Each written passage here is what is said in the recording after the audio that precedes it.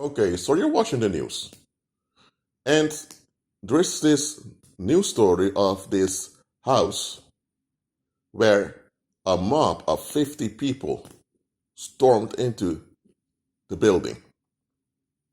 They broke in with fierce force and they tore everything apart inside of the home.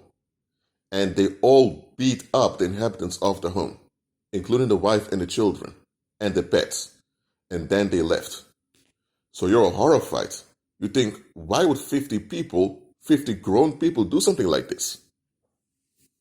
And then you want to know, why did it happen? So you go to Google Maps and you type in the address where it happened and you figure out, hold on a minute. This isn't even a villa, nor an expensive townhouse. It's not even a mansion. So it's not even a big house. Now, not that it would have mattered if it was a big house, but you thought, oh, maybe the individual is rich and he's bragging, and that's why people got envious and jealous. But no, it's none of that. So you think, okay, so it's not because he has money and he hoped to rob the place. So why do they attack the guy and his family? And you thought, okay, if the guy did something horrible, like preying on a child or doing something very evil, then they should have taken it out on him, not on his wife, his children, and the pets. So you try to figure out, why did it happen? And then, coming months, the police arrest all the 50 men. They're all found guilty. And then you're shocked when you hear the motive. One of the defendants admits to the judge, Your Honor, we couldn't handle the fact that we couldn't control the man.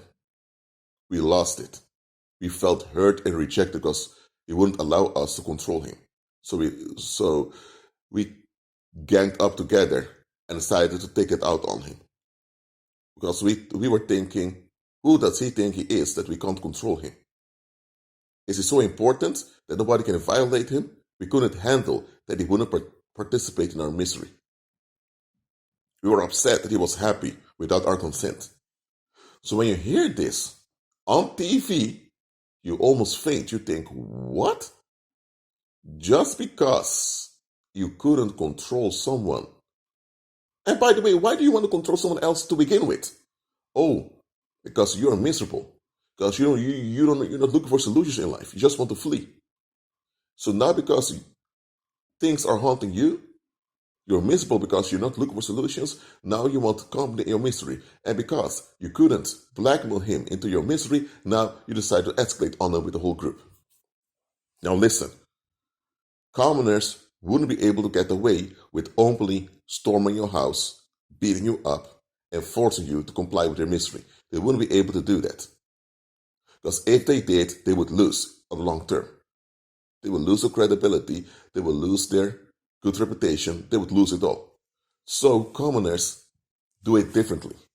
They all submit to this financial yoke of slavery. You know what I'm talking about?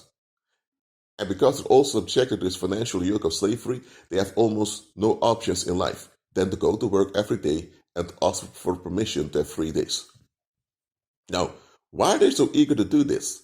Because now they're all miserable, they're all unhappy, and now because everyone is unhappy, they all have access to harm one another. So if any one of them decides, you know what, I want to get out of this, or I want to value myself more, they can easily turn on the individual because they have access to the individual. And anyone who refuses to participate in their misery, they turn on the individual collectively. And one way they turn on the individual is by causing the individual to lose his or her job. Or by smearing their reputation, which makes it very hard for them to get a job. That's how commoners are.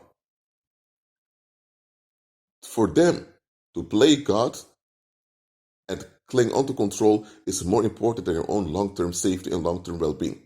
They will join together, submit themselves to harm, just to prove a point against you. Listen, the only reason these oppressive financial systems remain is because the masses endorse it.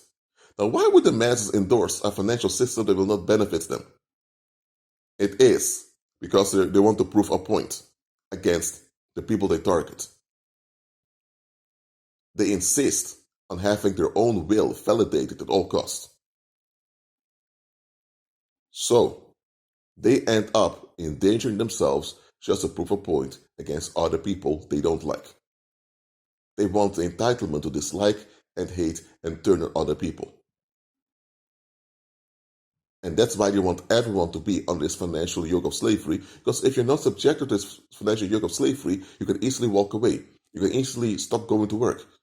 And if you have options in life, it's very hard for them to escalate on you. So they want everyone to be just as vulnerable and miserable as they are, so they can escalate on them anytime they need a scapegoat.